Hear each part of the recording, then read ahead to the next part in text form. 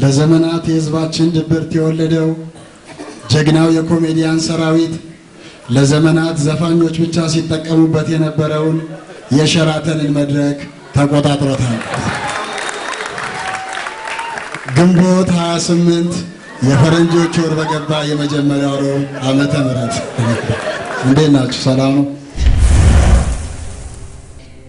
በአሁኑ ሰዓት ሰው በሶስት ተከፍሏል። የገባው አለ፣ ያልገባው አለ፣ ግራ የገባው አለ። የገባው ከ5 ሳንቲም ተነስቶ ዛሬ የ50 ሚሊዮን ብር ባለቤት ሆኗል። ያልገባው ደግሞ በውርስ ያገኘውን 5 ሚሊዮን ብር አጥፍቶ ሰፈር ውስጥ 5 ሙሉልኝ ይላል። ግራ የገባው ደግሞ 50 ብር ሲናፍቀው ሰፈር ውስጥ ከ50 አለቃ ጋር ይውላል። እና እኛ ደግሞ ወይ አልገባን፣ እኛ አርቲስቶች ወይ ግራ አልተጋባን፣ እንዲሁ በማያገባን እየገባን የምናገኘውን ገንዘብ ወይ ባንክ አላስገባን ወይ ኪሳችን አላስገባን። ቤት አለ የለኝም፣ መኪና አለ የለኝም፣ እና ምን አለ ሀብቴ ኢትዮጵያ ሕዝብ ነው። በነገራችን ላይ ደግሞ ሌላው ያው የሰርግ ሰሞን ነው። ሰርግ እንደምታውቁት ድሮ ሰርገኛ ሲገባ የሚዘፈነው ሙሽራዬ ነበር። ዘንድሮ ያው ኑሮ መወደድ ስላለ ሙሽራው ራሱ ሞትኩኝ ዛሬ ሞትኩኝ እንዲህ በሚባልበት የሰርግ ሰሞን አንዱ በሊሞዚን እየጨፈረ ሲሄድ አግባ ነገ በሙስና ትገባታለህ ይላል።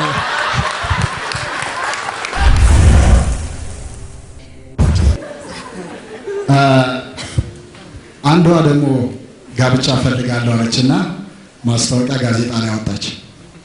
የምፈልገው የማይመታኝ ሌላ ሴት ጋር የማይሄድና አልጋ ላይ ጎበዝ የሆነ ትላለች። በሶስተኛው ቀን በሯ በኃይል ተንጓጓ። እንዴ ማን ነው በሬን እንደዚህ የሚያንጓጓው ምናምን ብላ ስትከፍት እንዳጋጣሚ በዊልቸር የሚሄድ አንድ ሰው ነው። ምንድን ነው? አይ ባልሽው መሰረት ባልሆን የመጣሁት። አየችና እንዴ ታሟላለ? አዎ ያው እጅ የለኝም አልደበድብሽም፣ እግር የለኝም ሌላ ሴት ጋር አልሄድም። ሶስተኛውን አልጋ ላይ ስትለው በሩን በምን አንኳኳሁት?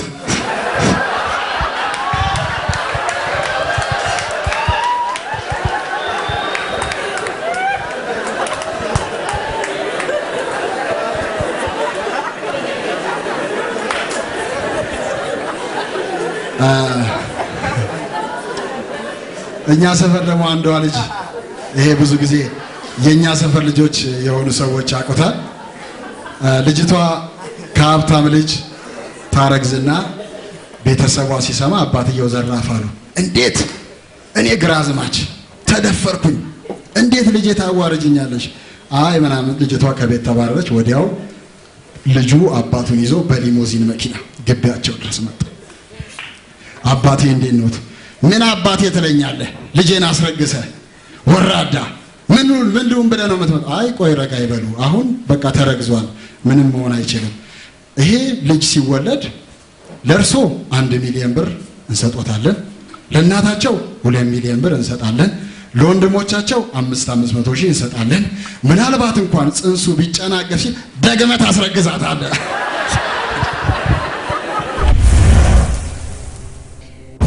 ያው እኔ እንደዚህ የትምህርት ችሎታ እንግሊዘኛ የተማርኩት ድሮ ነው። ትምህርት ራሱ የጨረስኩት የ8ኛ ክፍል ሚኒስትሪ ራሱ በብራና ነው ያመጣሁት። እና እንግሊዝ አስተማሪያችን ራሱ እንግሊዘኛ ይሞክር ነበር። አንድ ጊዜ ምን ጠየቀ ክፍል ውስጥ ዊንዶ ምንድነው አለ ሲል እኔ ብቻ እጄን አወጣው። ደምሴ ብቻ ነው ዊንዶ የሚያውቀው፣ ተነስና ኮርኩማቸው አለኝ። 70ንም ተማሪ ኮርኩሜ ቁጭ አልኩኝና ደምሴ እስቲ ንገራቸው ዊንዶ ምንድነው ሲለኝ መሰላል። እንደገና 70 ተማሪ ተነስቶ ነው ዶሜስቲክ አኒማልስ አርካው እንግዲህ ለዚህ አድርገውኝ ደግሞ ኮሌጅ ነገር ኮምፒውተር ሳይንስ ልማር ገብቼ የሆነች ልጅ ሀና የምትባል ጓደኛዬ ሃርድዌር እና ሶፍትዌር ግራ ይገባት ነበር። ምንድነው ደምሴ ሃርድዌር እና ሶፍትዌር ስትለኝ አይ ይኸውልሽ ሶፍትዌር ማለት ያንቺ ባህሪሽ ጸባይሽ ነው፣ ሃርድዌርሽ ደግሞ ይሄ ጡትሽ ምናምን ብያታለሁ። ለካ የሆነ ቀን አንዳንድ ኮምፒውተር ሰጥተን አስተማሪው እስኪ ሃርድዌራችሁን አሳዩ ተብሎ እስቲ ሀና ሃርድዌር ሲናሳይ ሲላት ቲቸር አፍራለሁ።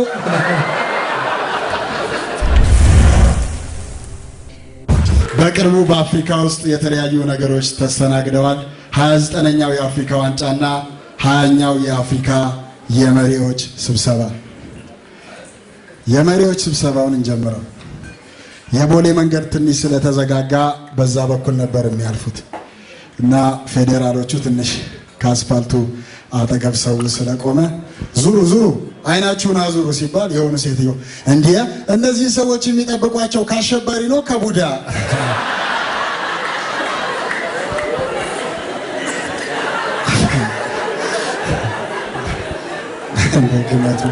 ማን እንደሚበላ ወደ እግር ኳሱ ስንመለስ ያው የኛ ተጫዋቾቻችን በዛ ላይ ያሳዩት ውበታችንንም ጭምር ነው። ድሮ እዚህ ስናይ በቲቪ ስናይ ሾጣጣ የነበሩ ተጫዋቾቻችን አሁን እዛ በዛ ሲቀረጽ በጣም ቆንጆ ሆኗል። እኔ የምለው ኢቲቪ በሞባይል ነው እንደሚቀርጸው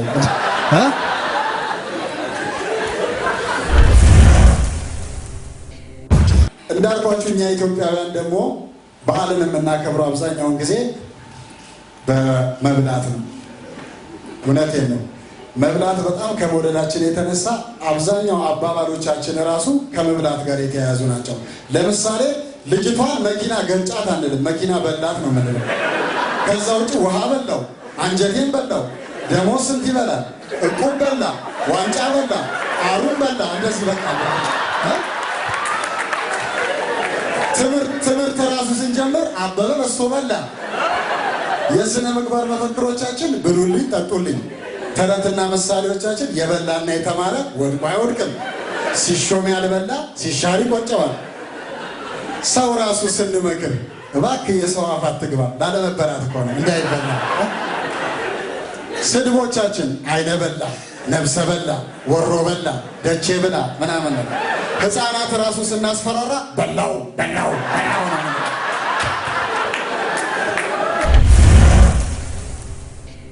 ለማንኛውም ባለፈው የዓለም የእጅ መታጠብ ቀን ተከብሮ የዓለም የእጅ መታጠብ ቀን ተከበረ ተብሎ ሴትዮዋ ሬዲዮ ከፍተው እየሰሙ ነው። ሬዲዮ ዜናው የዓለም የእጅ መታጠብ ቀን ተከበረ፣ ይህንኑ በማስመልከት 2 ሚሊዮን የኢትዮጵያ ህጻናት እጃቸውን ታጠቡ ሲባል ምን ሊበላ ካልበላና የምታጠበው እንዴት ነው? በሀገራችን የባህል ነገር ይገርማል። ሁሉ ነገራችን ከባህል ጋር እያያዛል። ለምሳሌ አይታችሁ እንደሆነ አብዛኛው ገጠር የተወለዱ የጉራጌና የደቡብ ልጆች ልደታቸው በግንቦት ነው። ለምንድን ነው? ለመስቀል ነዋ። ገጠር የሚገባው ቁጠሩት። ጥቅምት 9 ወር የሚሞላው ግንቦት ላይ ነው እና አብዛኛው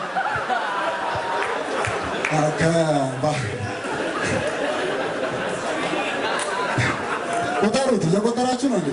ቁጠሩት። መስቀል በ17 ነው። ቁጠሩ። ግንቦት አንድ ሰርግ ደግሞ ባንድ ነበረ። ሙሽሪትና ሙሽራው ጨፈሩ። ከዛ አንበሳው አገሳ የሚለውን ዘፈን ፈለጉት ሙሽሮቹ። ለምን? በዚህ ዘፈን ነው የተጠባበሱት። መጀመሪያ በዚህ ዘፈን ነው ተጠባብሰው ለዚህ የበቁትና ይዘፈንልኝ አንበሳው አገሳ ምናምን ሲሉ ባንዱ እንዳጋጣሚ ዘፋኝ የለውም ይሄን ያጠና። እሺ ከተመልካች ማለት ሲባል አንዱ ሰውዬ ብድግ አሉ። አንበሳው አገሳ አሉ። ህዝቡ አንበሳው አገሳ፣ አንድ ቁጥር አንበሳ፣ አንበሳው አገሳ ከመርካቶ ፒያሳ አሉ። አንበሳው አገሳ፣ 2 ቁጥር አንበሳ፣ አንበሳው አገሳ በሜክሲኮ መካኒሳ፣ ለካ የባስ ሹፌር ናቸው። አንበሳው አገሳ 3 ቁጥር አንበሳ ሲሉ አንዱ እየጫነች ነው አላቸው።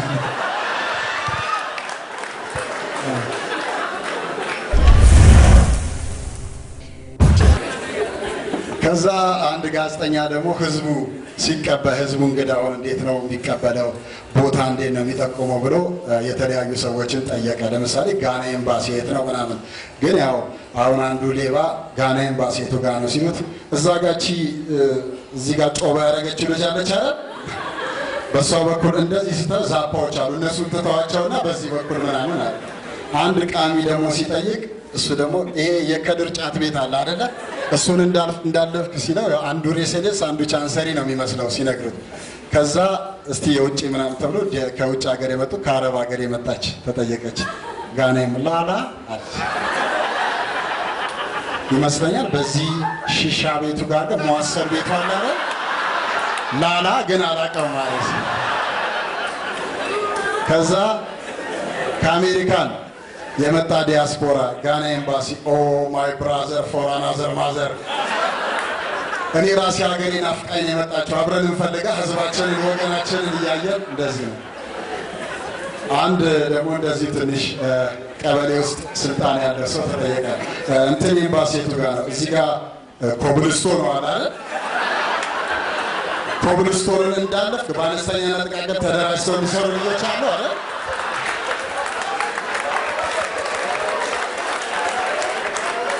እሱን እንዳለፍክ የሆነ ጭብጨባ ያለበት የስብሰባ አዳራሽ አለ አይደል? እሱን ታልፍና ኮንዶሚኒየም አለ አይደል? እሱን እንደጨረስክ ሬይን ታሳካለህ አለ። ግን አለው ምናልባት እኔ በነገርኩ ቦታውን ካላገኘው የኔ ችግር ሳይሆን ያንተ ያፈጻጸም ችግር ነው። እሺ ምናምን ነገር ነው።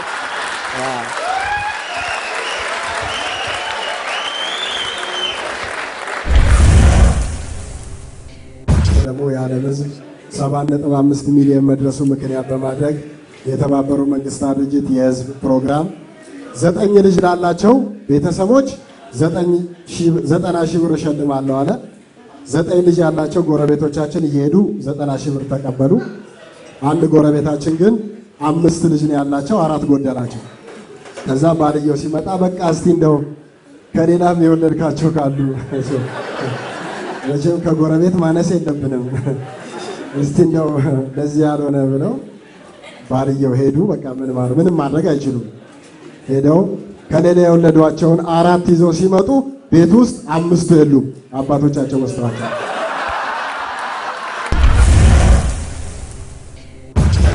አንዷ ደግሞ እኛ ሰፈር ባሏ ሁል ጊዜ ከሰራተኛ ጋር ሰራተኛዋ ክፍል ገብቶ ይንጎዳጎዳል እና ሚስት እጅ ከፍንጅ መያዝ አለብኝ ብላ የሆነ ቀን ሰራተኛዋ ክፍል ተደብቃ ሚስት ገባችና መብራት አጥፍታ ተኛች። ከዛ በር ተከፈተ፣ ገባ። ቆይ እንደውም አሁን እጅ ከፍንጅ ከሚይዘው ከጨረስን በኋላ ቢይዘው ይሻላል ለምን ያመልጠኛል ብላ ገባ። እንደማለ ጨረሰችና እሱን ጨረሰ። አገኘው አይደል ብላ መብራቱን ስታበራው ዘበኛው ነው።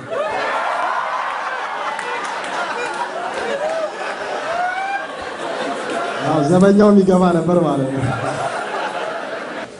ባለፈው ያ የቫለንታይን ጊዜ ስለ ራሴ ልምጣላችሁ። ቫለንታይን ለማክበር ቀይ በቀይ ለብሼ ፍቅረኛዬን ጠበቅኳት። እሷ ደግሞ አረንጓዴ ለብሳ መጣች። ምን ነው ስላት እኔ እኮ ልማታዊ ፍቅረኛ ነኝ።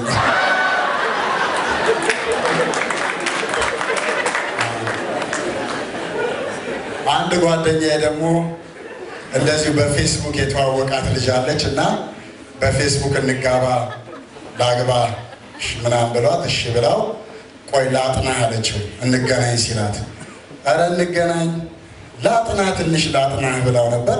የቫለንታይን ዕለት ተቀጣጥረው ተገናኙ። ሲገናኙ ሴትየዋ ትልቅ ናት። እንዴ ማማ ላጥና ነው ላጥባ ነው ያለኝ።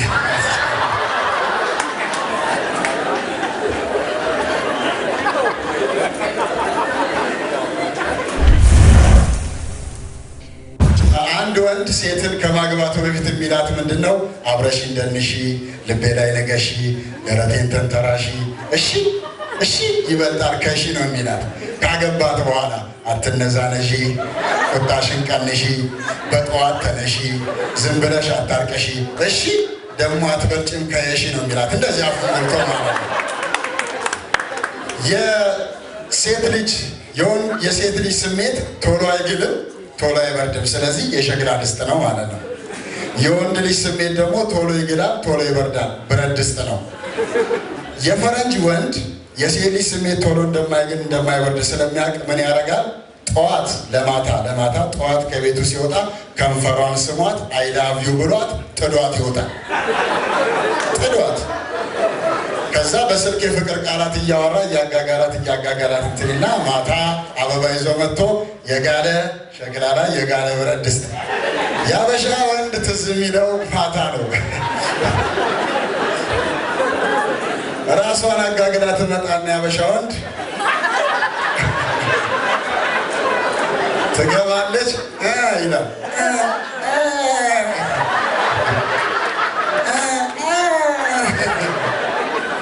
ቆይ ላጋግል ስትለው ኖ ከፍሪጅ አድርጊልኝ እንግራት።